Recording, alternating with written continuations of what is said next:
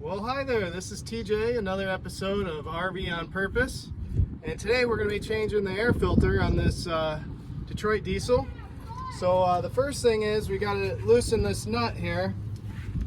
And you know, your best bet is to make sure that you have a wrench that actually fits this, not an adjustable wrench like I'm using right now. So this is kind of like a do as I say, not as I do kind of thing. But the reason that I have this adjustable wrench is because when you're living in the bus, your access to multiple wrenches is just limited. So I tend to just use this for everything. I'm just careful not to round the edges on the bolt. So we're going to take this this out here, these washers, and you just got to get it free there. And then you just grab a hold of the thing and you pull it out, and it's a big beast. And the way you know when it's time to change it is you can kind of see inside here it's perfectly clean, but on the outside it's not. You should be able to put it up against the sunlight, even on an angle, because the light's shining through. And if you can't see light through it, then it's time to change it. So, got another one here. The thing is about these things is you really have to wheel and deal. I'm kind of a cheapskate in a way, but you know, and I try to get the best deal I can. So these things are really expensive because of probably manufacturing them. They're just so big and they're not super common, so they're hard to find.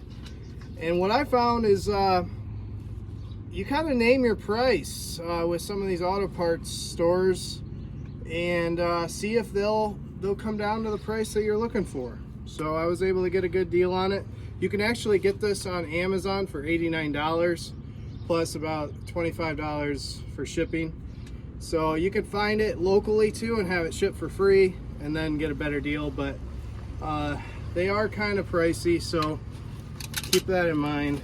But you want to change this probably at least once a year, especially if you're going through a lot of dusty areas. You want to make sure the air that's coming into your motor is always nice and clean. So it comes with this little washer here. I've got kind of a rubber homemade washer that kind of came with the bus, so I don't know if I should use this one or the one it kind of came with. We'll just see how it kind of fits in there as I get it in here. So just want to make sure it matches up to that one, and it does. So we're gonna toss this thing in here.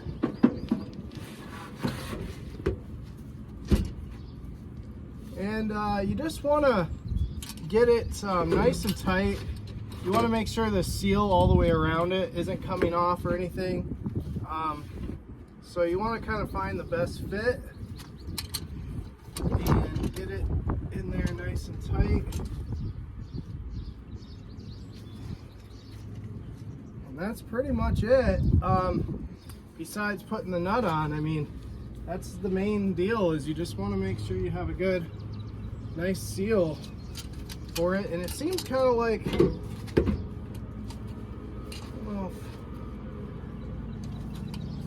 I don't think it really matters, but I just kind of want to make sure it's nice and tight, you know? And see how this seal is kind of coming out here? I don't really want it to do that. So sometimes these aftermarket parts aren't always precise, and that is kind of the thing that you got to deal with, but most of the time it comes out pretty good for the most part. Looks like it's kind of hanging up here on the side, so I'll just kind of push that in, make sure it's got a good seal, and then we'll run our screw through it. It looks pretty good to me. I can see no gaps or anything, so that's a good thing. So then we'll take our washer, which this is kind of like a homemade rubber washer type of deal. And then I let's see how this new one fits in there. We'll put the new one in there too. Well, this one actually probably fits better because it goes around the bolt better. So we'll just go with the old one.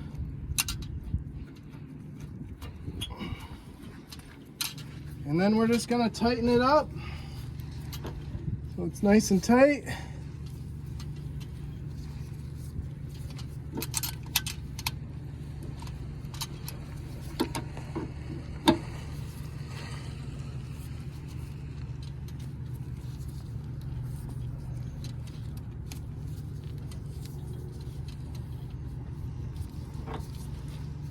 And that's it.